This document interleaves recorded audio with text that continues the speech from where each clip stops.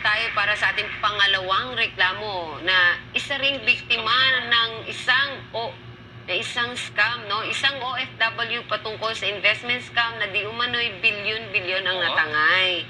Para sa buong detalye, makakausap po natin si Miss Evelyn Ronquillo na nasa kabilang linya. Ma'am Evelyn, magandang tanghali dito sa Pilipinas at gayon din yata sa Hong Kong. Same, Nandiyan siguro, nasa Hong Kong kayo, Ma'am Evelyn? OFW in Hong Kong. Opo, ngayon po, nasa Hong Kong kayo, no? Yes po. Iya. Pero kayo po ay taga-Talisay, Cebu City. Tama po ba? Opo. Okay. Maaari po bang pakibigyan kami ng detalye or salaysay kung ano po ang nangyari at patungkol dito sa inyong nirereklamong investment scam? Sige, Ma'am Evelyn. Unang-una po sa lahat, magandang umaga po at tanghali po sa lahat ng bumubuo ng programa.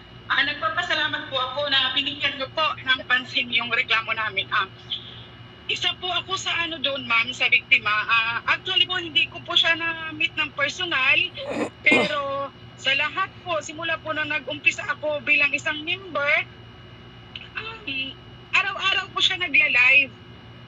Kaya po, parang nakuha niya yung loob namin. Tapos, may pinakita rin siya. Talagang nangyari din naman na nag-open siya ng office sa Bacolod.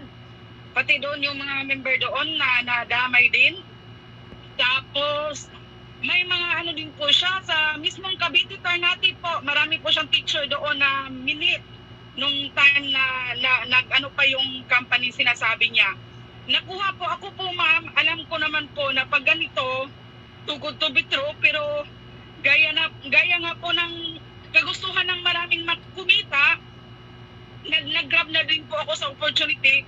Gawa nga po ng habang pinapakilala niya po yung sarili niya, may pinapakita po siyang registered siya sa BIR, yung company Radilax na sinasabi niya.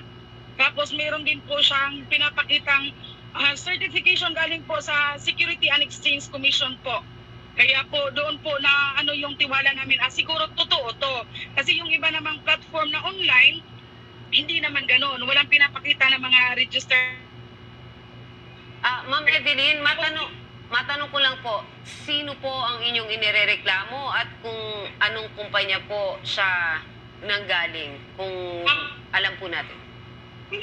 Ang kumpanya po na tinatawag niya New Age Currency po, pero ang una niyang pinakilala is yung Radilax na nakaregister sa BIR at saka sa SEC po. Si Miss Jessica Hernandez Baxel po yun. Para sa...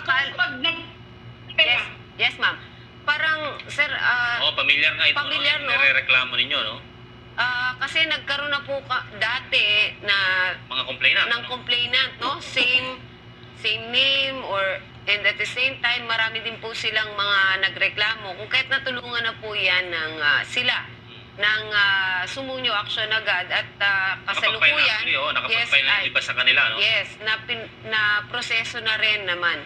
So, yun nga po, ma'am, para sa kaalaman nyo, yun, nakapagreklamo na rin yung ibang mga biktima at mabuti nga po at nakatawag kayo rito upang maisama na rin yung complaint. Yes. Yes po, kasi po, bilang isang OFW, po talaga po na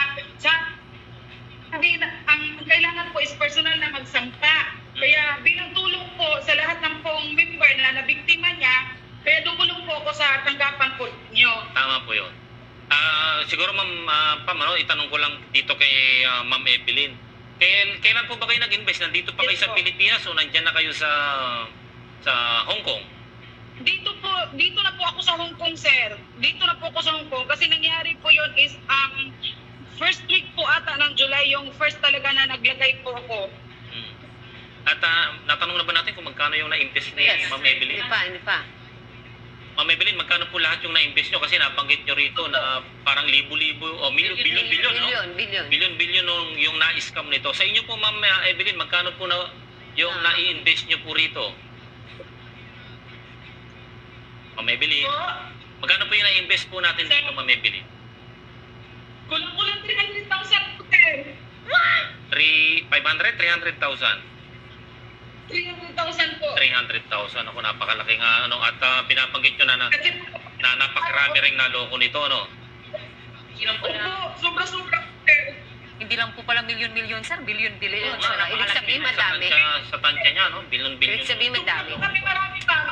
Ang napagkakaalam ko po is 30,000 mahigit po kami members. Oh Tapos, my God. nung nag-imbestiga na po kami, nag-umpisa pala, putok pala yung new age currency.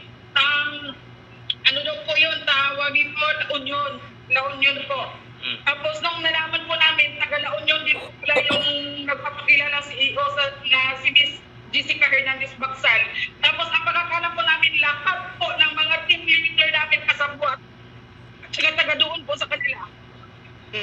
Ma'am Jessica, matanong lang po namin, no? Evelyn. Ma'am Evelyn, sorry po, no? Ito po ba yung currency na to ay available pa po online or ito na po ay sinarado na or available pa po ba? So, nung time po na pinagsisipan po kami sa GC ng madaling araw ng September 23, so tinignan po namin yung page, nakapost na po. Wala na, no? So Hindi wala na na. ma-access. Oh. Kaya po sobrang pong madaming nakakuha niya sa amin nung time na yun kasi yung sinasabi niya namin sa live, magpa-drag down po yung interest kasi nga po, inisuhan na siya ng secondary life ng Philippine Commission. Kaya mag 1 to 2% na lang daw po yun. Kaya hinikayat niya kami, hindi pa daw natanggap niya yung fixed interest, kailangan daw po namin